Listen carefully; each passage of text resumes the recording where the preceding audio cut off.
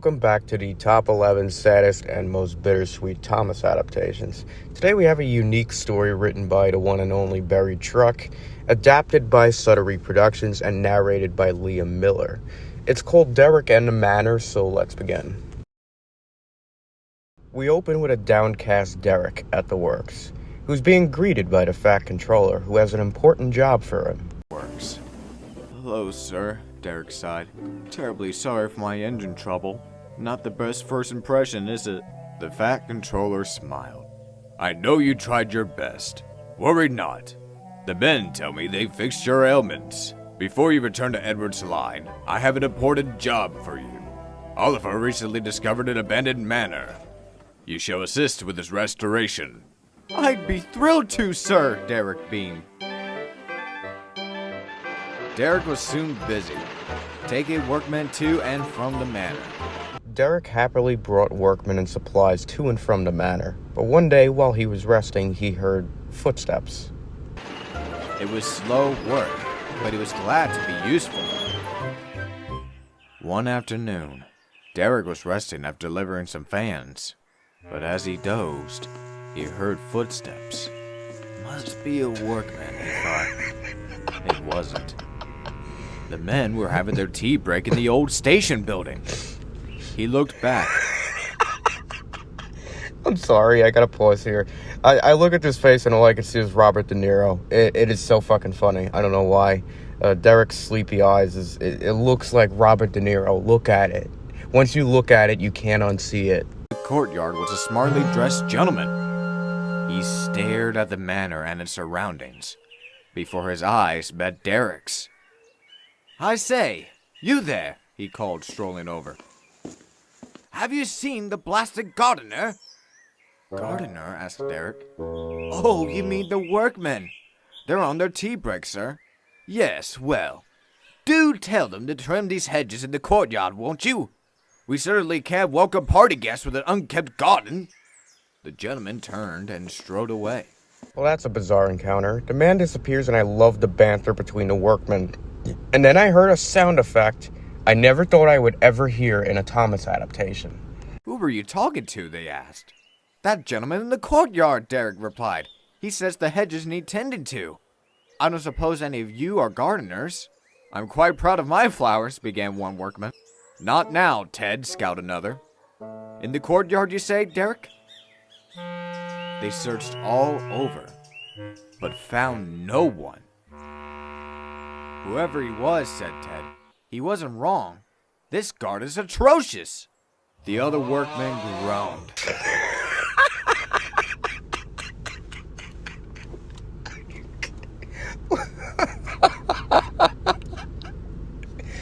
That caught me so off guard the first time I watched this.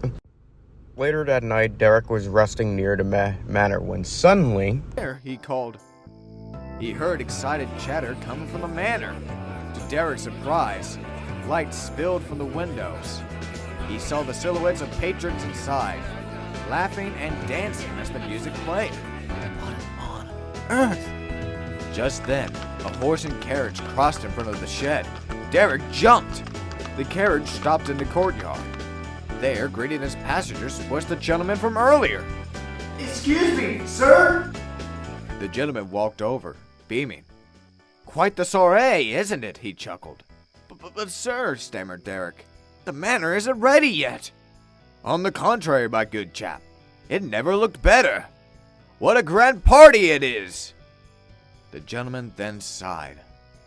I'll miss this old house dearly, teeming with memories, you can imagine.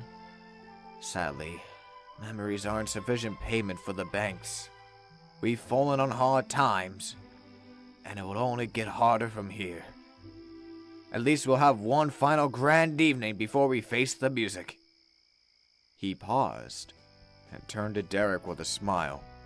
Speaking of music, I shan't miss another second of that phenomenal band. Cheerio! He hurried back inside. Derek was speechless. He didn't sleep a wink.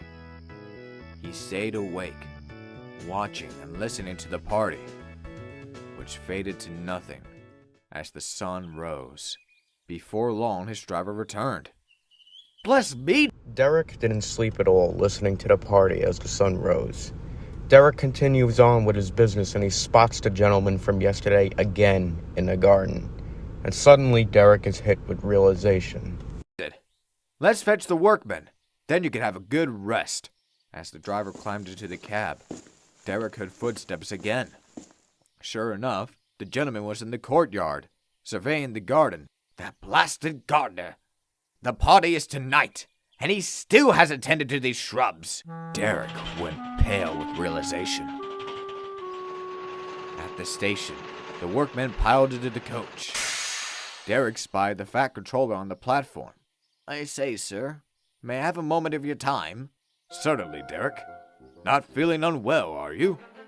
Never better, sir, Derek chuckled. I was wondering about the manor. What do you plan to do with it? It shall be an attraction for tourists. We'll run special branch line services to it, with tea and refreshments for the guests. Will these services only be run during the daytime, sir? The Fat Controller was perplexed by the question. I suppose so, yes. Will that be all right, Derek? Oh, of course, smiled Derek. Absolutely capital idea, sir. At that moment, the signal dropped, and Derek rolled away. As long as no one disturbs the party, he thought to himself. This is truly a remarkable and bittersweet story. Despite its upbeat atmosphere, there's this long low hanging over it that makes it seem off and a bit heartbreaking as well, and that's why it's on this list.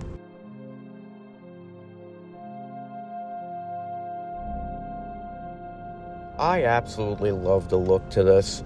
It's saturated with color, but it's not oversaturated, so each color is not popping out like freaking neon.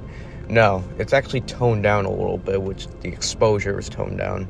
And it's got a slight vignette style in each corner. It makes it look like a little painting. The colors aren't too saturated, which is good. Oversaturation makes everything look more cartoony and less three-dimensional. And it's executed really well here with all the graphics. All the panning shots and everything, they're typical dynamic panning shots. And they look good, they bring out a lot of it. The unique faces that we have for Derek are certainly something to be admired. Also, the only thing that's a little bit plain about it would be the backgrounds. Like, look at this hill right next to Derek. It looks almost textureless, and there's nothing really on it. That's the number one thing with trains. I really wish they would update the pixelated trees, bushes, and different brush that they have around in each environment, and like upgrade them to make something a little bit more three-dimensional. But other than that, the whole atmosphere here is great. I'm going to give it a 10.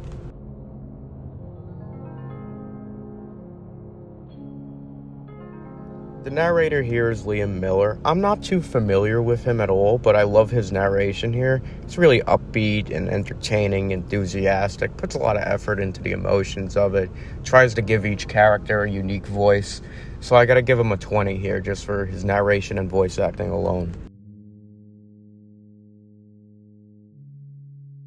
The characters are good, especially Derek. However, I wish they expanded upon Derek's uneasiness when he realized that all the partygoers were dead and ghostly apparitions of a time that's been forgotten. The character of the fancy-dressed man is awesome, and all the supporting characters really fit together in this adaptation like an old shoe. The sound effects are amazing, and the attention to detail too, such as Derek's echo of his voice in the shed when he calls out to the fancy-dressed man later in the night. Excuse me, sir?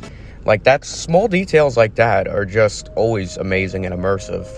But I still wish there was some more expanding upon, with Derek's uneasiness and discomfort when he finds out everybody that's partying at night are dead. And he doesn't say anything to it. He just chooses not to disturb it. I really wish that was a bit more, harped upon. 9 points here. I absolutely love the music here, the party music, the atmospheric Thomas music, the little nuances. It's so good. It's just good. It's just a welcoming and comfortable environment. 10 points as well. Another 49 out of 50. I really enjoyed this one, and I think the director, Saddest Productions, did an excellent job designing and framing each scene and shooting each shot, where it reminds me of like an oil pastel painting in each frame. Liam Miller's narration immerses and captivates the audience into feeling welcome to the show. And the buried truck, come on, it's the buried truck. Dude's always a professional when it comes to writing his adaptations. Thank you guys for watching, and I'll see you in the next one.